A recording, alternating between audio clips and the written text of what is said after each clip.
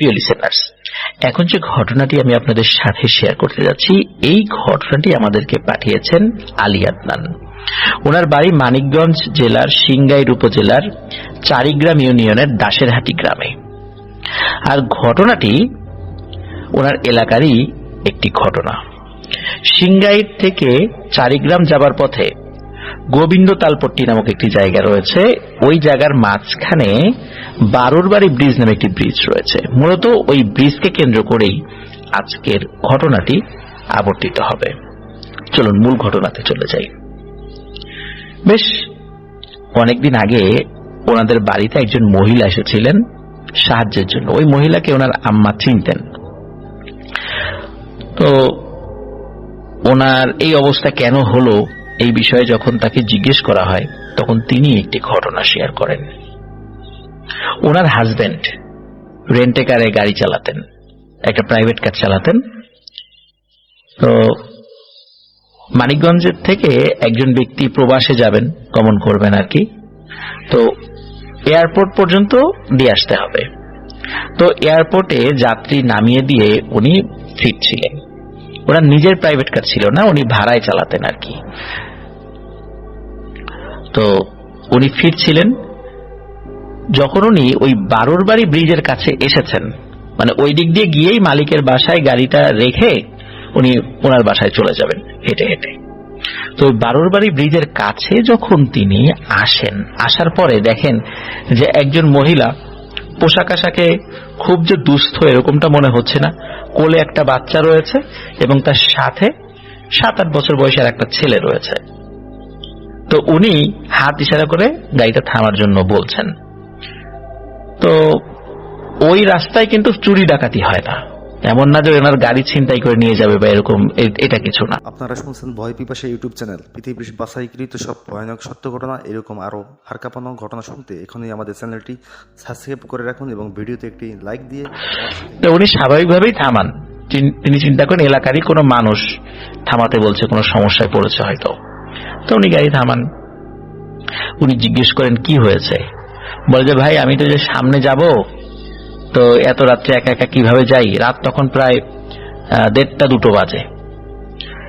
তখন আমাকে ওনাকে রিকোয়েস্ট করেন যে একটু এগিয়ে দিয়ে আসতে। যেহেতু উনি যেই দিকে যাচ্ছিলেন ওর মালিকের বাড়ির কাছাকাছি কোন একটা জায়গার কথা তিনি বলেন যে ঠিক আছে, আপনাকে আমি নামিয়ে দেবো, কোনো সমস্যা নাই, আপনি এলাকার লোক। তো উনি গাড়ি থেকে নামেন। নামার পরে গাড়ির একটা দরজা, পেছনের একটা দরজা খুলে দেন হাত দিয়ে, যে আপনি বসেন। তখন ওই মহিলা বলে যে ভাই, আমার এই বাচ্চাটাকে আপনি একটু কোলে নেন, আমি আমার সাথে ছেলেটাকে আগে ভিতরে ঢুকাই, আমি আগে বসি, তারপর আমাকে কোলে দিয়েন বাচ্চাটা যদি কোলে নিয়ে ভিতরে ঢুকতে যাই তাহলে গাড়ির উপরে বাচ্চার মাথায় আবার আঘাত লাগতে পারে। তো উনি ওই মহিলার কাছ থেকে বাচ্চাটি কোলে নেন। একদম স্বাভাবিকভাবেই উনি দেখেন যে তারা ভিতরে গিয়ে বসলো। এখন বসার পর হঠাৎ করে উনি দেখতে পেলেন যে ভেতরে যে দুইজন বসলো মাত্র, একটা বড় বস্তা আর একটা মাঝারি সাইজের বস্তা মনে হচ্ছে পেছনে বসে আছে, বস্তার মুখ বাঁধা। তারপর উনি ওনার হাতের দিকে তাকান, যে ওনার কোলে যেই বাচ্চাটা রয়েছে সেই দিকে তাকান। তাকানোর পরে উনি দেখেন যে আরে, এটা তো একটা পুটলি। এবং আরো অদ্ভুত ব্যাপার হলো, ওই পুটলিটা নড়াচড়া করছে। অথচ মাত্র একটা শিশু বাচ্চাকে উনি কোলে নিয়েছেন, এখন সেটা পুটলি হয়ে গেছে। আর ওই গাড়ির মধ্যে যে দুটো বস্তার মতো দেখা যাচ্ছে মুখ বাঁধা অবস্থায়, সেটিও নড়াচড়া করছে। এটি দেখে উনি প্রচন্ড ভয় পান। এখন ভয় পাওয়ার পর উনি আল্লাহর নাম নিয়ে সাহস করে গাড়ির মধ্যে ঢোকেন, কারণ গাড়ি তো ওনার নয়, আশেপাশে কোনো লোকজন নাই, কোনো ঘর বাড়ি নাই। উনি কি করবেন, গাড়িটা তো এইভাবে রেখেও যাওয়া যায় না।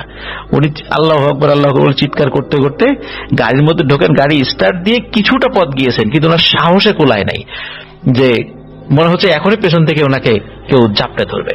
উনি সাহস করে গাড়ির মধ্যে থাকা যে গ্লাসটি রয়েছে, ড্রাইভারের মাথার একটু উপর দিকে থাকে, যেটা দিয়ে পেছনের সিটে কারা রয়েছে সেটা দেখা যায়, উনি তাকিয়ে দেখেন যে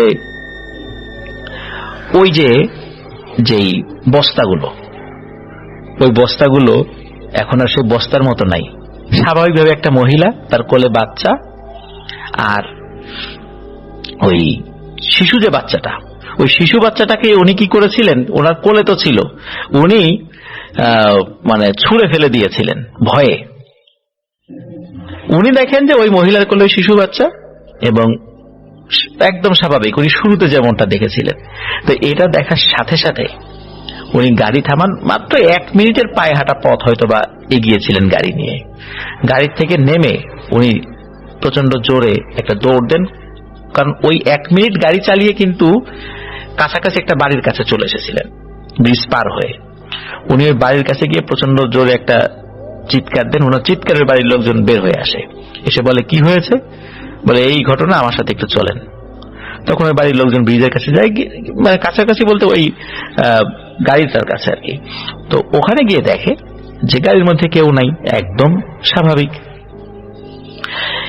তারপরে উনি ওই লোকদের সহযোগিতায় ওই গাড়ি নিয়ে মালিকের বাড়ি যান, কারণ ওনার ওই বাড়ির লোকজন ওনার সাথে এসেছিলেন মালিকের কাছে ওই গাড়িটা বুঝিয়ে দেওয়ার জন্য। পথে আবার ভয় পেতে পারেন এই জন্য, আর উনিও রিকোয়েস্ট করেছিলেন যে উনি একটু এগিয়ে আসেন, আর ওই লোকরা ওনার বাড়ি পর্যন্ত পৌঁছে দেয়। এরপর থেকে উনি অসুস্থ হয়ে পড়েন। দীর্ঘদিন উনি রোগে ভুগেছেন। উনি একদম সুস্থ স্বাভাবিক মানুষ ছিলেন। এরপরে উনি অসুস্থ হয়ে পড়েন। অনেক ডাক্তার কবিরাজ দেখানো হয়েছে, কিন্তু সুস্থ হননি। এই ডাক্তার কবিরাজের পেছনে বহু টাকা খরচ হয়ে যায়। তার সহায় সম্পত্তি সব বিক্রি করে ওনার চিকিৎসা করা হয়, কিন্তু কোনো উন্নতি হয়নি। এভাবেই উনি ভুগে ভুগে মারা যান, যার ফলে ওনার পরিবার খুবই আর্থিক কষ্টের মধ্যে নিপতিত হন। তো এই কারণেই মূলত ওই মহিলা সাহায্যের জন্য এসেছিলেন। তো এটা একটা ঘটনা। এরপরে আমাদের আলী আদনান ভাই বলেছেন যে একজন রিক্সাওয়ালা, ওনার কাছে যখন এই ঘটনাটি উনি বলেন যে এরকম একটা ঘটনা শুনেছি, তখন ওই রিক্সা চালক ভাই উনি আলী আদনান ভাইকে বলে যে আরে এরকম একটা ঘটনা তো আমিও দেখছি, বিশেষ করে ব্রিজকে কেন্দ্র করে আমার নিজের সাথে ঘটছে। তখন উনি আবার জিজ্ঞেস করেন কি হয়েছে, তখন আমাদের ওই রিক্সা চালক ভাই তখন উনি বলেন যে একবার উনি রাতের বেলা ফিরছিলেন রিক্সা নিয়ে, ফিরতে ফিরতে বেশ রাত হয়ে গিয়েছিল। ওই বারুর ব্রিজের কাছে যখন তিনি এসেছেন, হঠাৎ করে দেখেন ওই ব্রিজটি চরকির মতো ঘুরছে। এটা দেখে প্রচন্ড ভয় পান। উনি রিক্সা ঘুরিয়ে উল্টো দিকে যাওয়া শুরু করেন। উনি জাস্ট এতটুকুই মানে দেখেছেন। সামনে গিয়ে কয়েকজন লোককে ডাক দেন একটা বাড়ি থেকে, তারা এগিয়ে আসে, দেখে যে না, ব্রিজ ঠিক আছে, একদম স্বাভাবিক। এরপরে আসি ওনার এক আত্মীয়ের সঙ্গে ঘটেছিল আরো একটি ঘটনা এই ব্রিজকে কেন্দ্র করে। সেটা হলো যে ওনার এক আত্মীয়, উনি মাটি কাটার কাজ করতেন। ভোরবেলা বেরিয়ে যেতেন আজানের পরপরই, সারাদিন মাটি কাটতেন, এটাই ছিল তার কাজ মূলত। তো কি হয় যে ওনার বাড়ির কাছে, যে এটা অবশ্য খুব বেশি দিন আগের না, কাছাকাছি সময় আর কি, তো ওনার বাড়ির কাছে যে মসজিদ রয়েছে, ওই মসজিদের যিনি মুয়াজ্জিন, উনি ভুল করে অনেক রাত্রে ফজরের আজান দিয়ে ফেলেন মাইকে। এখন আজানের শব্দে যেহেতু তাদের ঘুম ভেঙে যায় এবং তারপরে কাজে বেরিয়ে পড়ে নামাজ পড়ে। এখন ওনার যে আত্মীয় বের হবেন, তার বাবা তাকে ডাকছে, এই আজান দিয়ে দিচ্ছে, ওট ওট ওট যা। তো উনি আজানের শব্দ শুনেছেন, উনি উঠে হাত মুখ ধুয়ে কোদাল নিয়ে ঝাঁকা নিয়ে হাঁটা ধরছেন। তো অনেকক্ষণ হাঁটছেন উনি।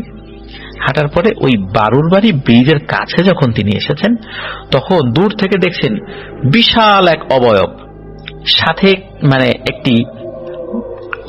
আরেকটা ছোট অবয়ব রয়েছে। আর একটু কাছে যখন আসেন তখন দেখেন এটা একটা মহিলা অবয়ব এবং তার সাথে একটি বাচ্চা রয়েছে।